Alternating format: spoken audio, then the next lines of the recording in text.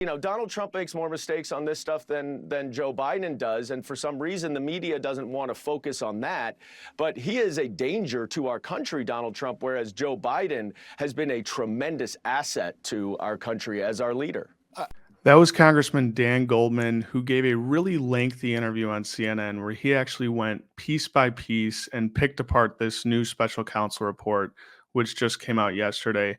And I'm going to show you more of the interview in just a second. But first, I want to give you a little bit of context. So yesterday, the Trump-appointed special counsel issued his final report in the Biden classified documents case and completely exonerated him.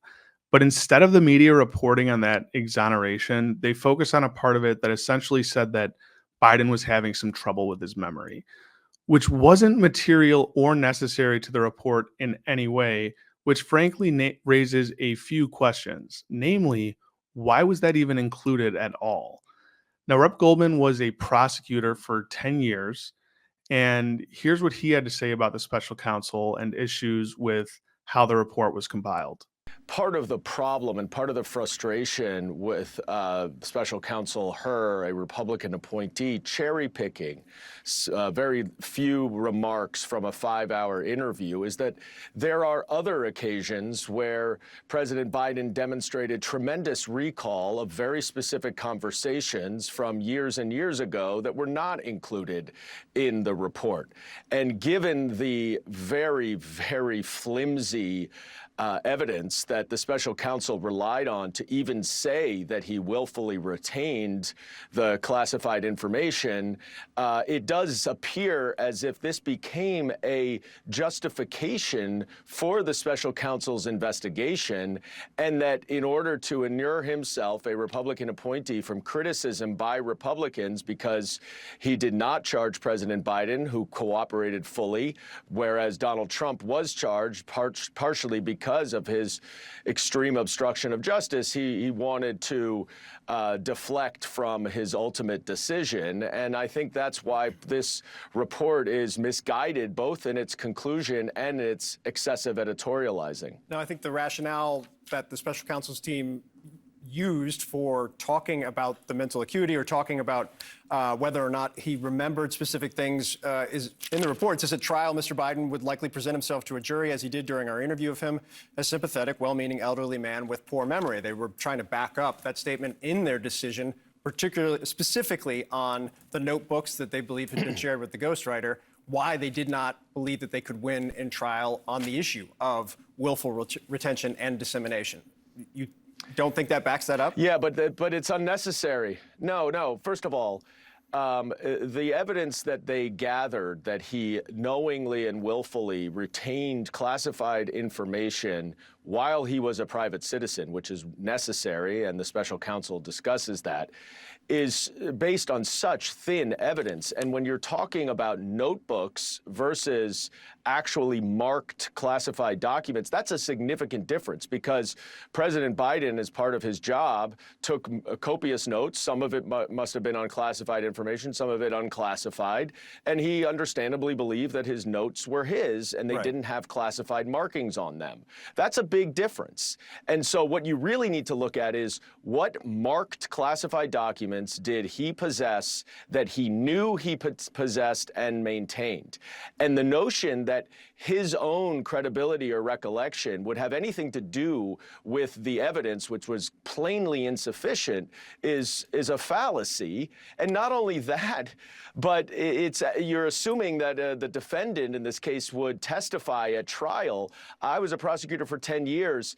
I did not consider the defendant's credibility as a witness. I may have considered the defendant's credibility in explaining the evidence and whether or not it would rise to the level of knowing intent.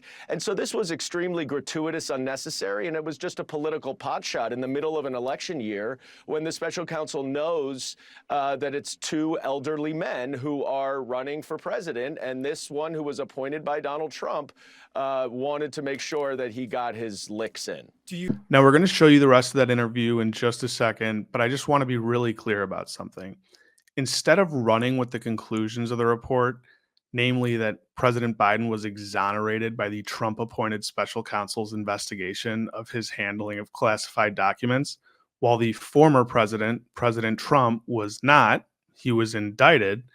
The media decided to spend an entire day talking about President Biden's mental acuity.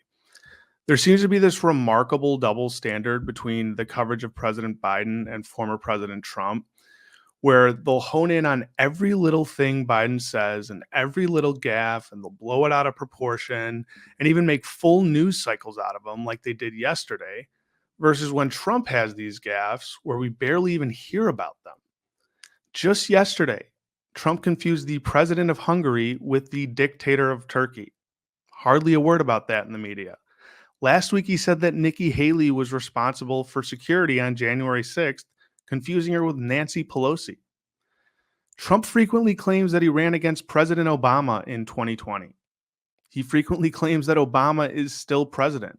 No wall-to-wall coverage of that either. Here's what Rep. Goldman had to say about that and the media's general coverage of the two candidates. But it's a moment, and it's a moment at a time when voters are concerned. And I know the president pushed back on that. People get frustrated about that, but it's just true.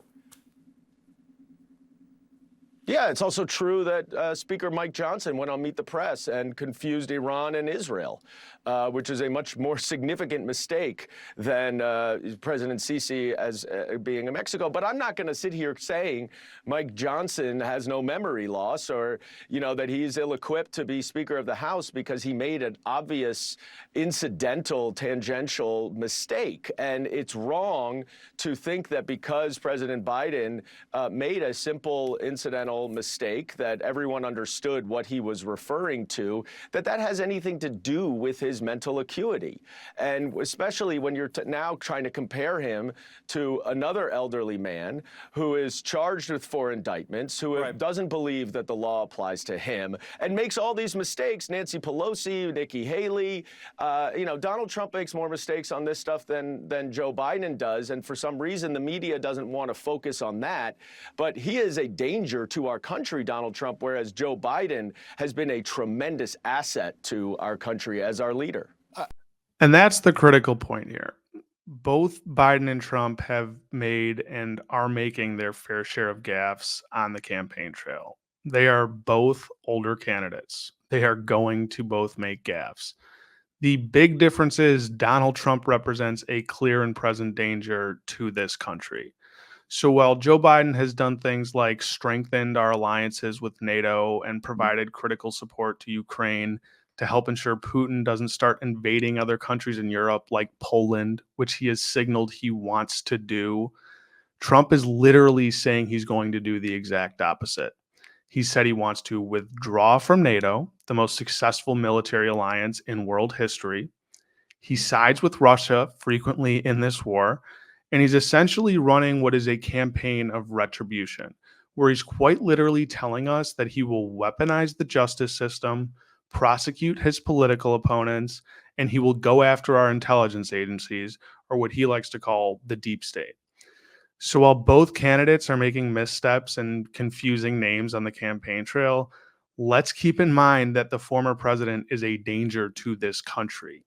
He's promising to act like a dictator if he is elected. He said that explicitly. He's making just as many, if not more, gaffes than President Biden is on the campaign trail. So it's about time the media starts throwing some balls and strikes here and stops pretending as if Joe Biden is somehow in worse condition than President Trump. That is A, not the case, and B, a distraction from everything the former president says he wants to do to help destroy America both at home and abroad. The media, you need to do better. With Really American, I'm Justin Horwitz. Please be sure to like this video and subscribe to our YouTube channel. We've got a ton planned going into this next election. We can't do it without you. Thanks.